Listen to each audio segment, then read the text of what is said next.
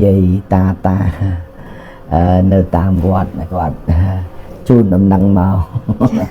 nâng này đây xa tại lục dây lục ta quạt squall chào Atika quạt và sát nên không màu bọn chun cả đà ông chun cả đà tại sao ta ở đây cho con ngày nắng này lia chạ sẽ khá bọt đấy ngày nắng cứ ngày lia chạ sẽ khá bọt cứ rất ngày thì đọc bằng 4 khai mình đi năm pipon mà phải pram đi tay mà đòn nên ngày bảy mật hai tay ban chia ở đây cho con chun cả đà ngày đây lia chạ sẽ khá bọt đôi gờ khá tha sắc sắc pipa song thua America chắp vào lòng từ đó lục dây lục ta đây quạt chun đầm nặng một nhóm chúng ta nhóm bạn đăng đai của một nhóm cườiនៅក្នុង Facebook của ông ban phò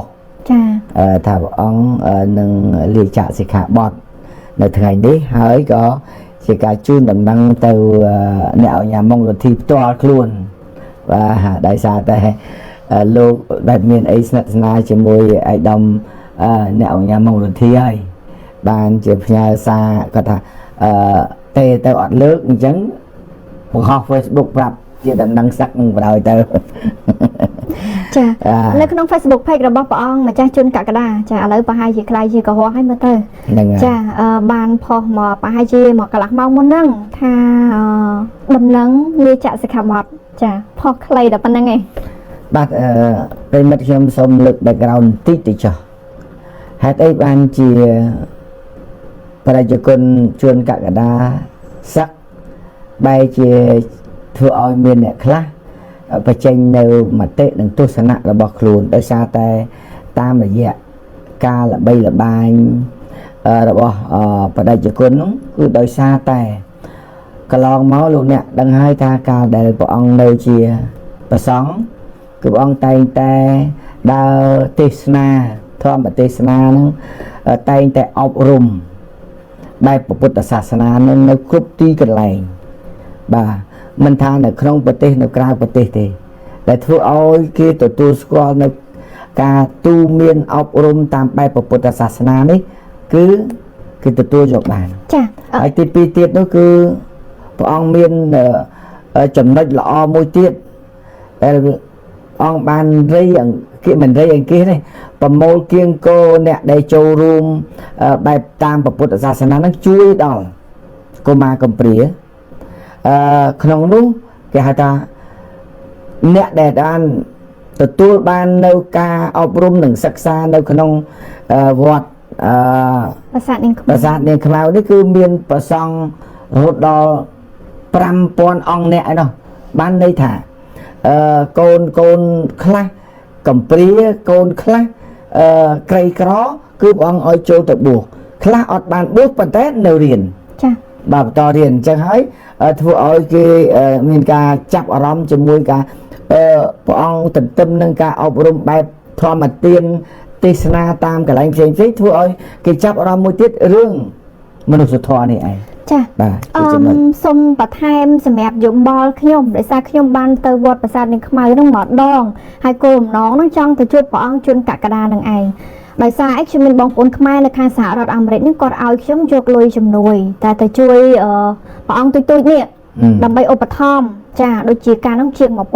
$1000ហើយខ្ញុំទៅនោះចៃដន្យអីព្រះអង្គលោកអត់នៅទេលោកមុនចេញទៅសហរដ្ឋអាមេរិកឃ្លានគ្នាបាទអញ្ចឹងក៏ជួបព្រះអង្គម្ចាស់ភិនវិធីដែលសិតសឹងតែជាអង្គពីរហ្នឹងគឺល្បីប្រចាំវត្តប្រាសាទនាងខ្មៅហ្នឹងបន្តពីមេតកតងជាមួយនឹងសកម្មភាពដ៏ល្អគឺជួយក្មេងកំព្រាដែលបួសរៀនថាបានន័យថាគាត់អត់មានអនាគតទេឪពុកម្ដាយលែងលះគ្នាឬក៏ឪពុកម្ដាយគាត់ស្លាប់អីចឹងទៅនៅជាមួយជីដូនចាស់វេទនាយកមកដាក់វត្តហ្នឹងឲ្យគាត់រៀនឲ្យគាត់សិក្សាចាជាសាមណេរអីចឹងទៅនឹងគឺជារឿងល្អមួយដែលលេចធ្លោសម្រាប់ព្រះអង្គម្ចាស់ជួនកក្កដាទី2ទៀតព្រះអង្គម្ចាស់តែងតែចែករំលែកតាមរយៈធម្មទេសនានៅក្នុងពិធីការពិធីបុណ្យបច្ច័យ4ឬក៏ពិធីបុណ្យសពនានានឹងប៉ុន្តែចំណុចពិសេសដែលខ្ញុំជា fan របស់ព្រះអង្គមួយដែរហ្នឹងគឺចូលចិត្តព្រះអង្គត្រង់ណាអត់គឺត្រង់ថាព្រះអង្គសម្រាយធម៌អត់និយាយធម៌និយាយបល័យទេគឺ ប្រែជាភាសាខ្មែរឲ្យពុទ្ធបរិស័ទមិនថាក្មេងមិនថាចាស់គេស្ដាប់បានហើយយល់នេះគឺជាចំណុចខ្លឹមហើយជាចំណុចដែលធ្វើឲ្យព្រះអង្គហ្នឹងគឺល្បីឈ្មោះមានគេនិមន្តច្រើនហើយមួយទៀតបងប្អូនប្រកាសជាឆ្ងល់ណាស់ចំលោកសឹកគ្មានអីទេតាមមុខហ្នឹងការប្រពន្ធប៉ុន្តែខ្ញុំបើកវងកញ្ចក់ប៉ុន្តែខ្ញុំមិនកាន់ជើងលោកទេណាខ្ញុំបើកវងកញ្ចក់ថាព្រះអង្គក៏បានលើកឡើងដែរថាមូលហេតុដែលសឹកហ្នឹងគឺបណ្ដាំរបស់ញោមស្រីម្ដាយហ្នឹងណាផ្ដាំកូនថាសឹកបួសត្រឹមអាយុ40ឆ្នាំបានហើយពីព្រោះក្រុមគ្រួសារហ្នឹងក៏អត់មានអ្នកណាជាបង្គោលទេមានតែព្រះអង្គជួនកក្កដានឹងមួយទេបានន័យថាបំរើផ្នែកពុទ្ធសាសនាត្រឹមអាយុ40ឆ្នាំទៅបន្ទាប់ពីហ្នឹងគឺបង្កើតគ្រួសារជំចែងគ្រួសារអីអញ្ចឹងនេះគឺជាអ្វីដែលខ្ញុំបានដឹងទេក៏ប៉ុន្តែ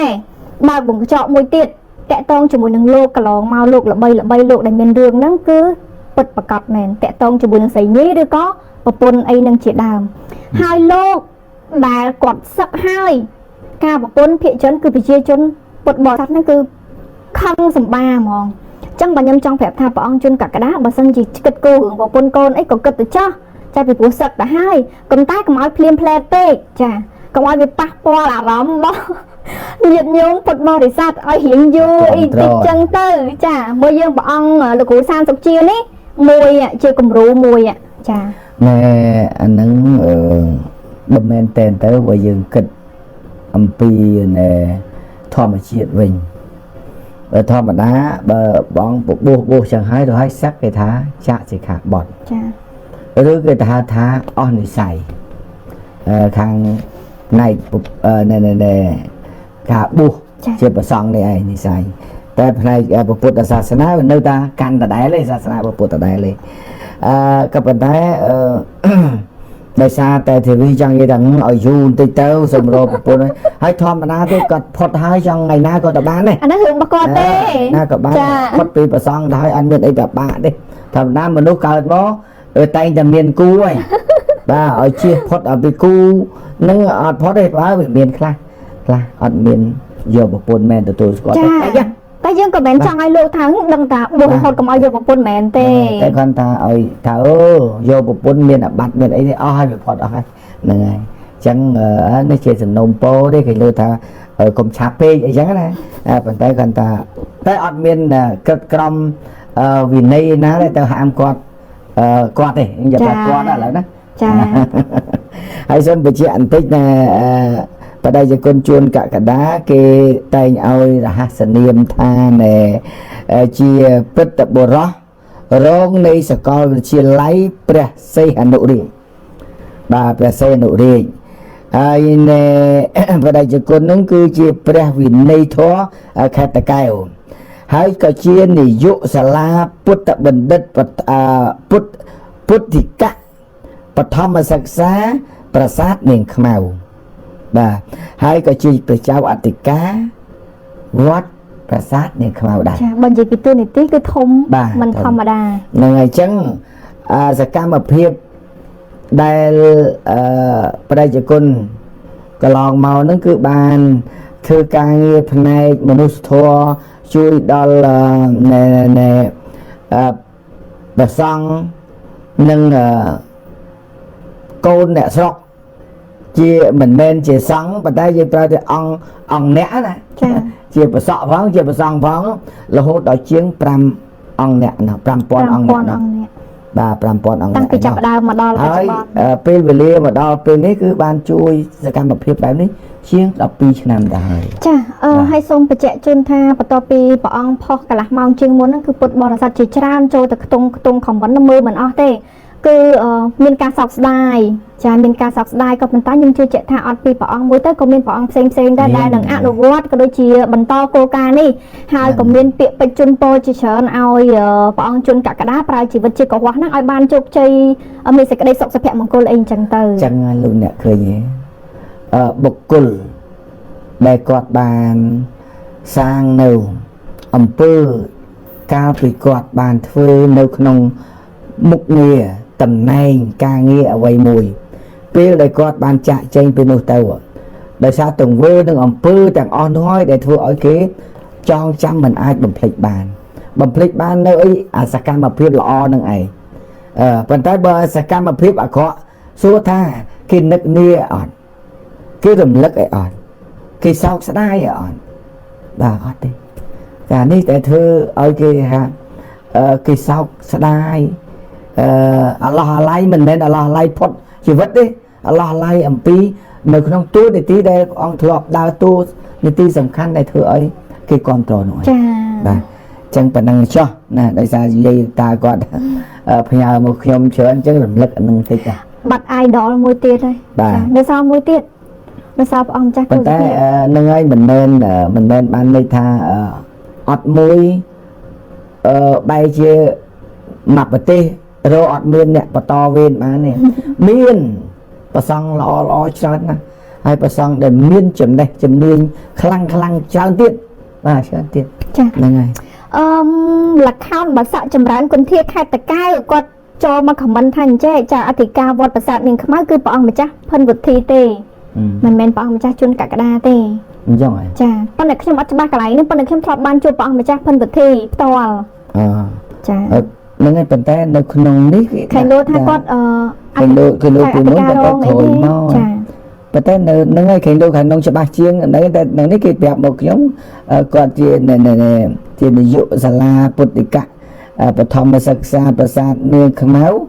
ហើយនឹងជាព្រះចៅអធិការវត្តប្រាសាទនាងខ្មៅផងដែរអញ្ចឹងឃើញលោកខាងគេបញ្ជូនមកខអីហ្នឹងសូមអធិស្ឋានណាមិនបដិសេធទេហ្នឹងហើយអរគុណប៉ុន្តែគាត់នៅសកម្មភាពគឺពិតប្រាកដពីរឿងហ្នឹង